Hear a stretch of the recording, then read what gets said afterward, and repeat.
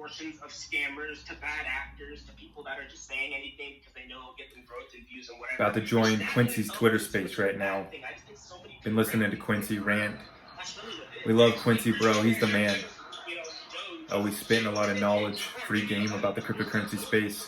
No hype, no BS. Great guy. We're about to join him on a Twitter space right now. Anywho, let me get another person on here. I definitely want to see more.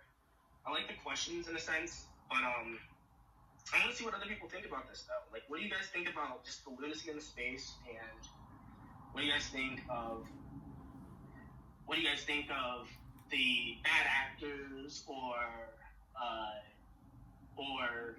really anything? Like, I get a lot of, like, people have been asking me questions like about this or that, but I really want to be on the topic of, like, what do you guys think about this? How do you guys feel about this? Do you guys feel like they're bad actors? Do you guys feel like people are just saying things for the sake of saying them? Do you guys feel like that it's hard to trust people in crypto because you don't know if they're just trying to make a quick buck or if they're actually going, hey, look, I think this. It may not be true or may not be right, but at least they think it. It's authentic. It's a very, I don't know, it throws me all over the place. But I really want to know how you people think. Really want to know, at least so I can get a better perspective on what it's like to just be like, hey, look, you know, I'm new to this. I think it's cool, but, you know, I don't want to fall into any pit traps. But, yeah, it's crazy out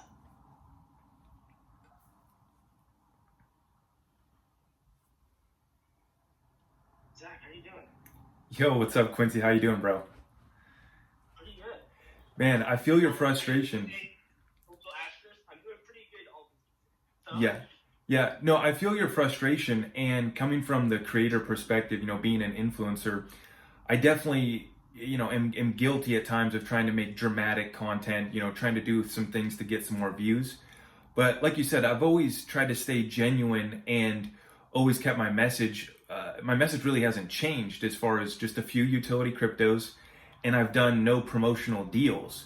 And so it's just come from a place of like trying to get people to understand the truth about crypto and what actually matters, which for me, people thought that I was just shilling XRP, but it's just, after researching the space, it seems to me that XRP is solving the biggest problem.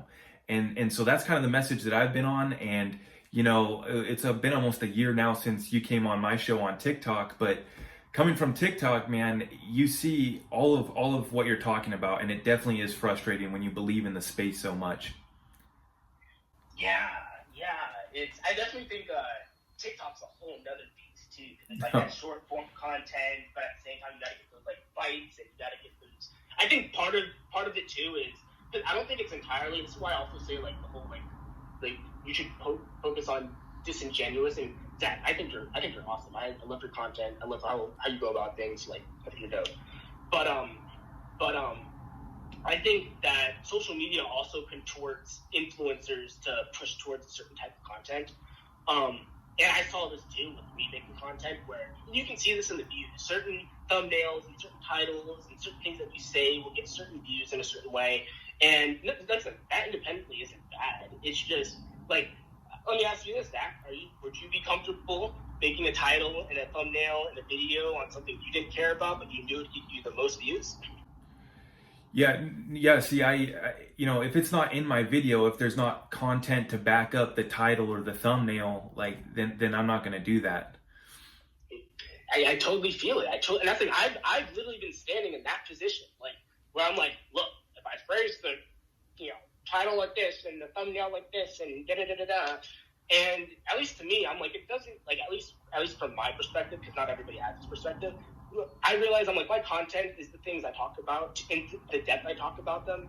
So I don't need to play these games. People that want to listen to it can listen to it. But not everybody does that, And that's like, I'm not a full-time YouTuber. So I totally get where there's like people that do this full-time. And it's sort of like the stress of like, oh gosh, like if I don't get enough views on this video, I may not be able to like pay my bills.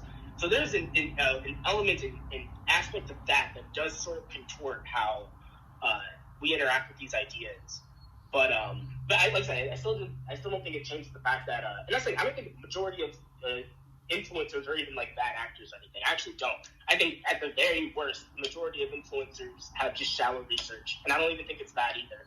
Like, I think the majority of people are just regular people, just like you and me, that have their information and they share it. I just don't like the people that I believe that genuinely don't believe the things that they're saying. Yeah. Yeah, I feel you, man. And at least with the bear market, we're kind of cleaning out some of these bad actors that you're talking about. And I just want to say huge respect for you and your platform and everything that you've done for crypto so far. And I know you're still working on a lot. So keep it up, man. Appreciate it. Thank you, man. I really appreciate it.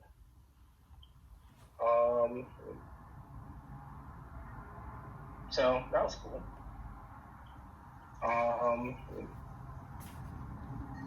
Quincy's the man. That was cool.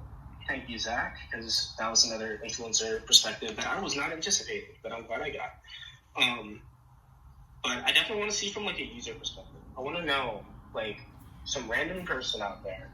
They get up, Thanks, guys. check some videos, feel pretty good about it. But question.